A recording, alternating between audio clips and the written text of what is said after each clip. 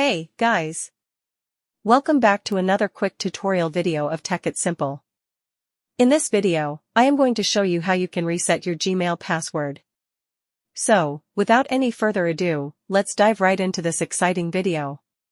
Firstly, you have to open your Gmail application, and from there, click on your account in the top right corner.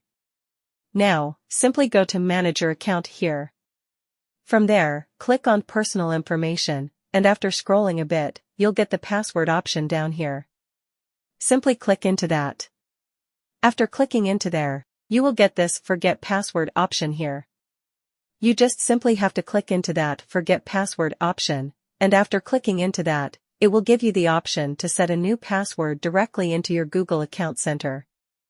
If you haven't logged into your account on the device, it will ask for a confirmation code, which you will get on your phone number or another secondary email address that you have added. You just simply have to input that code and enter a new password and click on this Change Password option. By following these very easy steps, you can also change your password in your Gmail. I hope this video was helpful for you. If yes, don't forget to like, share, and subscribe to the channel to never miss another update. Thank you for watching the video.